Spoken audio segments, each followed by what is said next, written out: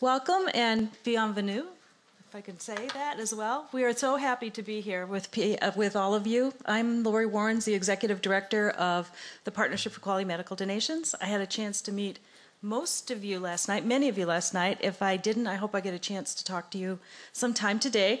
Thank you for being here. We are so pleased to be here as an organization and a membership board. We've looked forward to this meeting for a long time, and the attendance here truly has exceeded our expectations in terms of the number of people and where you all have traveled from. And please know we appreciate that. We know your time is valuable, and especially if you're traveling hours and spending days at another location, we truly appreciate that. So thank you for being here. It's my pleasure to first introduce someone who's going to welcome you here today. And then a little after we go through a couple of other introductions, I will then walk you through the agenda and we'll talk about logistics. For now, I'd like to go ahead and get started and welcome you here. For those of you who don't know, we are in the Sanofi Aventis Paris operational headquarters. So for Paris operations, this is the central location for that. And we're very grateful for the space that we're obviously being allowed to use. It's a beautiful space, as you can see. Very comfortable. We'll have speakers up here for panel discussions and presentations up here. Now, if you haven't already, this is important to talk about at this point, picked up a translation headset. We have them out in the lobby. There will be translations from English to French and French to English, so please make use of them. And know that when you go to lunch, we need you to plug them back in so that it doesn't lose the battery charge, but please let us know if you need any help with that. We also had agendas and bios for the speakers. If you haven't received those, we'll make sure that you get them as well.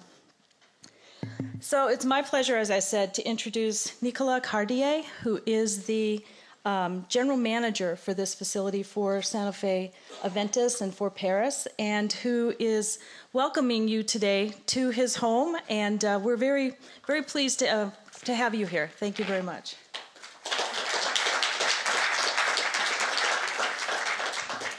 Thank you, and good morning to all of you.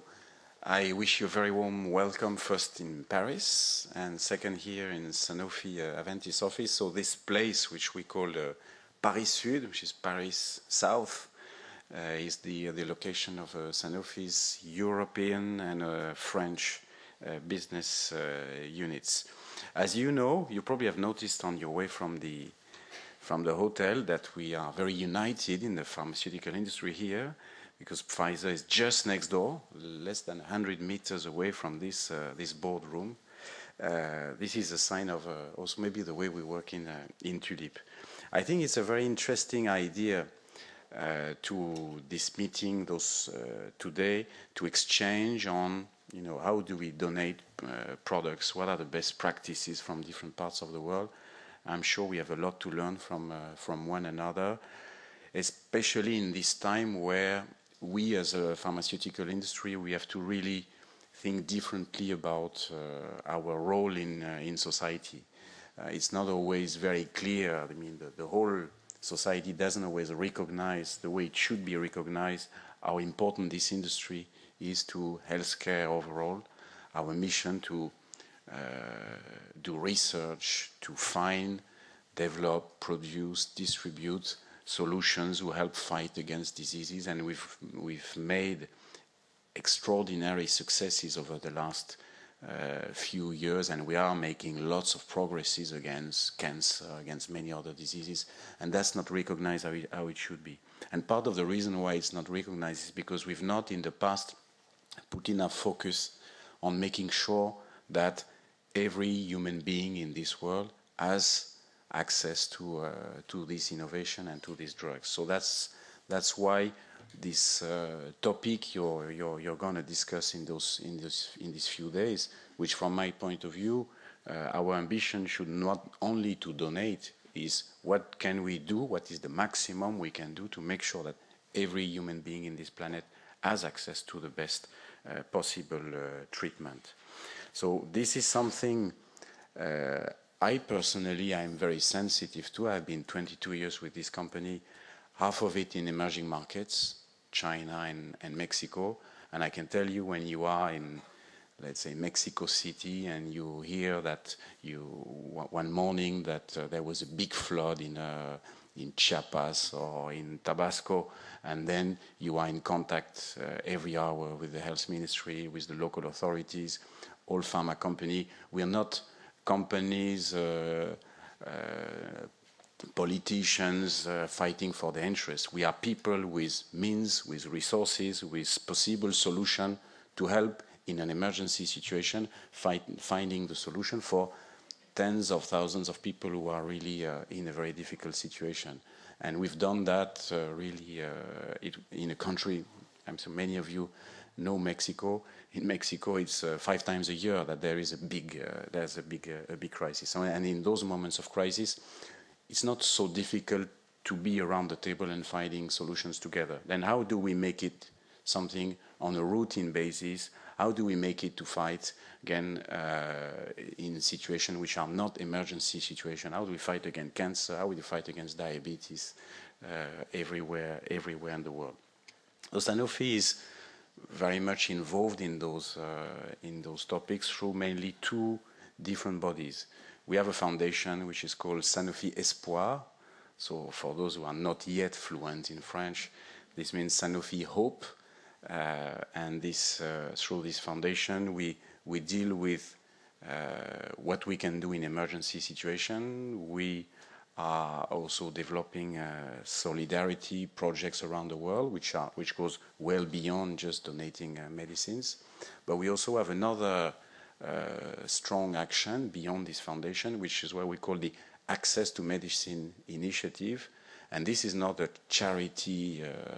Thing.